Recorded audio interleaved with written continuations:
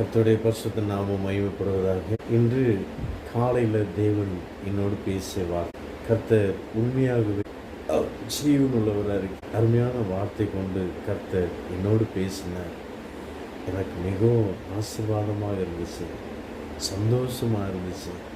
அந்த வார்த்தையை நான் உங்களோடு பகிர்ந்து கொள்ள நான் விரும்புகிறேங்க. சங்கீதம் 33 18வது வசனம் 19வது வசனம். தமக்கு பயந்து தமது கிருபைக்கு காத்திருக்கிறவர்களின் ஆத்துமாக்களை மரணத்திற்கு விலக்கி விடுவிக்கவும், பஞ்சத்தில் அவர்களை உயிரோடு காக்கவும் கர்த்தருடைய கண் அவர்கள் மேல் நோக்கமாக இருக்கிறது.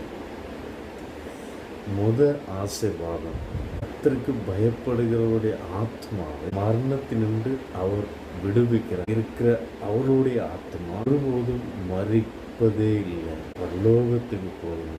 ஆத்மா மறிச்சு போச்சுன்னா எங்கே போகும்? நரகத்துக்கு போகும்.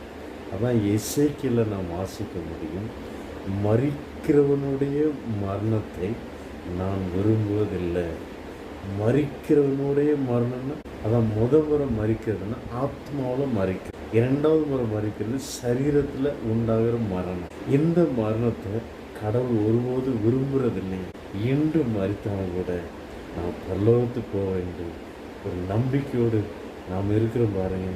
அந்த நம்பிக்கை தாங்க பெரிய ஒரு ஆசீர்வாதம். இரண்டாவது ஆசீர்வாதம், கர்த்தருக்கு பயப்படுகிறவர்களுக்கு 19வது வசனத்தில் என்ன சொல்லப்பட்டிருக்குன்னா, பஞ்சத்தில் அவர்களை உயிரோடு காக்கவும் அவருடைய கண் அவர்கள் மேல் நோக்கமாக இருக்கிறது.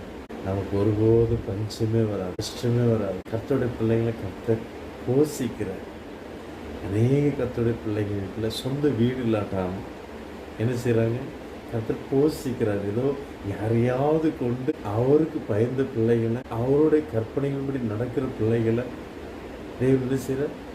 அற்புதமாக போஷிக்கிறார் இல்லையா? ஏசப்பாவுக்கு பயப்படுவோம். அவர் மேலே ஒருத்தர் பார்த்துட்டு இருக்கிறார்.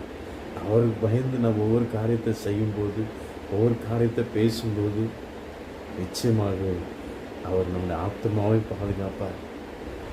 நம்முடைய சரீரத்தையும் பாதுகாப்பான ஒரு கஷ்டம், தரித்திரம் எதுவுமே வராதபடி கர்த்தர் நம்மை சந்தோஷம், சமாதானம், சுகமாக, ஆசீர்வாதமாக அவர் நடத்த வல்லமையுள்ளவராக இருக்கிறார். கர்த்தருடைய நாமம் மகிமைப்படட்டும்.